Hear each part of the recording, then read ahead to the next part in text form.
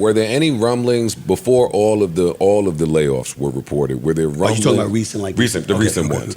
Okay. Were there any rumblings in the company that was to come, or was this just a shock to the people? It was to come, which is what it pissed me off about with my colleagues.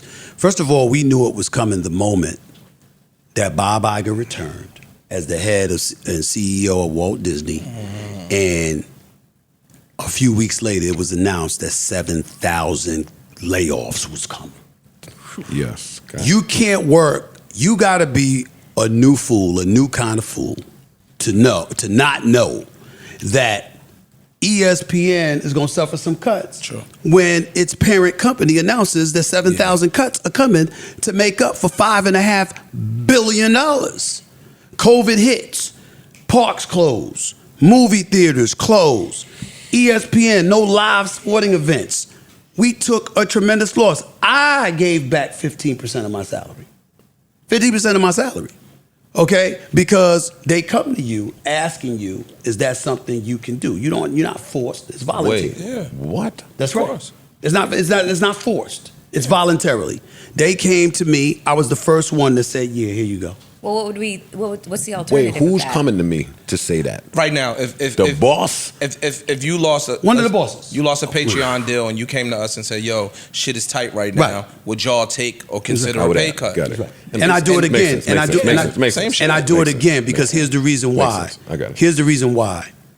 If you don't do it, then those cats, you making millions, but those cats that's making 150, 200,000, a whole bunch of them gonna lose their jobs. Now some of them gonna lose their jobs anyway, but even more of them are gonna lose their jobs. You can't be somebody that's not just a talent, but they've asked you to lead, you volunteered to lead, you are considered a leader, but then all of a sudden it's just about you. Sure, I want my money. I earned it. I didn't want to give back a damn thing, but looking at the landscape, I knew inevitably what they were going to ask me to do, and I didn't hesitate. There was no, I think about it, I get back to you, whatever. They said, Stephen A., this is something that, we're going to have to ask of our employees at some point. I said, take mine now. Here you go. It's all right. I'll be okay. And I did it. I'll be okay.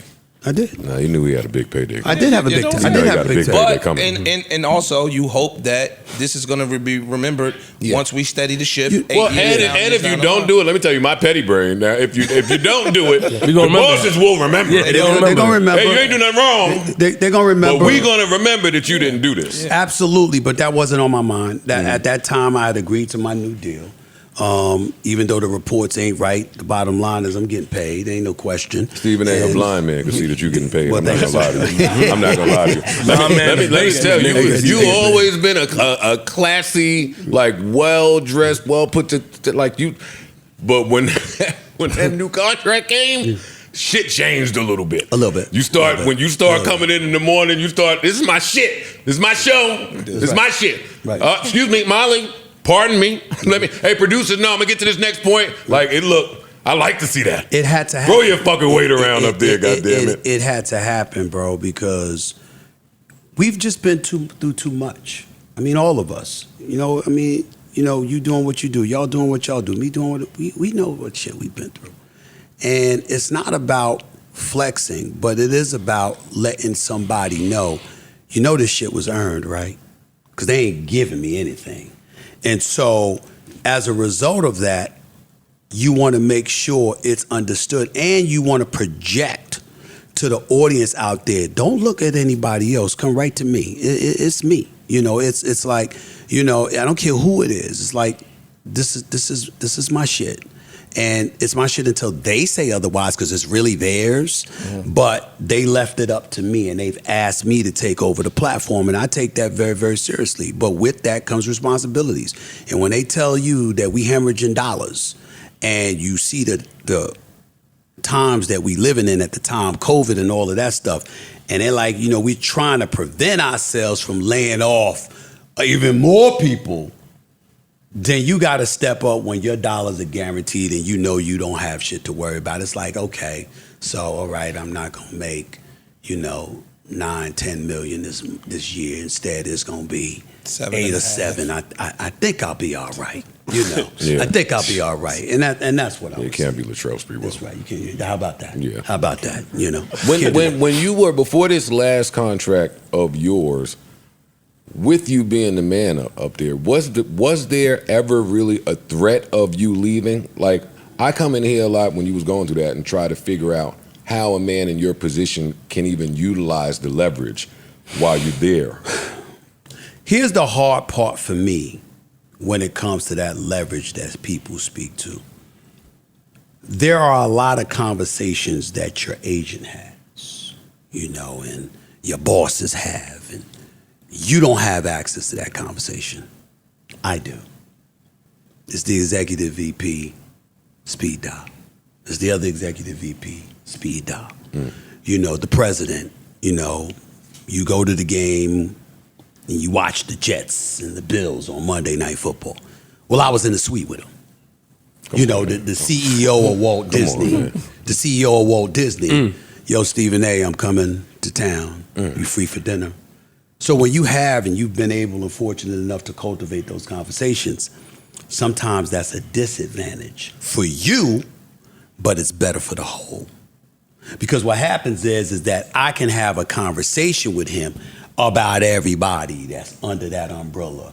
Not necessarily as individual players, but looking at what's in the best interest of the corporation. Yeah, the business. Okay, the business. Boom, I think this will work for us, this will work for us, that will work for us. These are our ideas.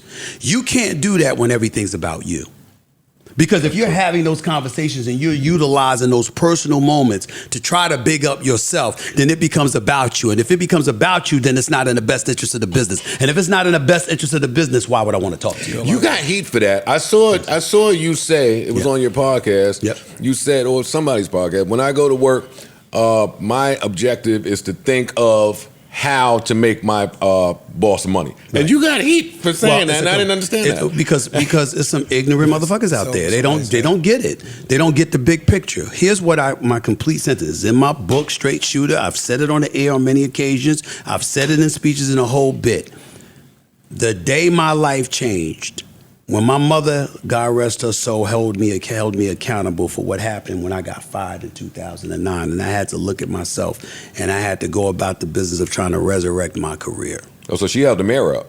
Oh, yes, that's right. No, she gave me the handheld mirror in the tray. Got it. And I was like, what is this for? She's like, I wonder, it's there for when you're ready to look at yourself. This is what you did. You got to be accountable for the shit you did, and that's what she told me. She didn't curse, though, but that's what she said. And when I thought about everything that I had done wrong, I was egotistical, I was arrogant, I was selfish, but the biggest crime is I was stupid. I did not master my business. I thought I was the man because people screamed my name. I thought I was the man because you saw me on TV, or you saw me on the side of bus stops, or you saw me in commercials. My Q scores, what focus groups were saying about me, the revenue that I was generating for the company, what that materialized into. I had no knowledge of that. So when it came time for negotiation, they were the ones with all the leverage because they had the intel. I didn't. I had emotion. And so when I came with my emotion, and it didn't go my way, and I reacted emotionally, I got burned. And what my mother did ultimately led to me meeting with the president of ESPN and ABC at the time, George Bodenheimer, who educated me about what was being said about me specifically and how it had derailed my career. And when I received that education, I went about the business of making sure to make the necessary corrections so I could be better. And so as a result, when you hear me on my podcast, especially the Stephen A. Smith Show, you hear me on First Take and I'm trying to break stuff down, I'm not trying to even say most of the time I'm right and you're wrong. What I'm saying is this is the game. I'm hipping you to it because I've been in it. I've been in corporate America for 30 years. Oh, Stephen A., you a company guy, you corporate. Well, fucking right I am. I've been here for 30 years. Yeah. What would you be if you've been here for 30 years? This is the game I know. Me stepping out and starting my own podcast and owning my own podcast, my RSS feed, my masters, and all of this other stuff, owning my own production company, that's new. New Joe Budden.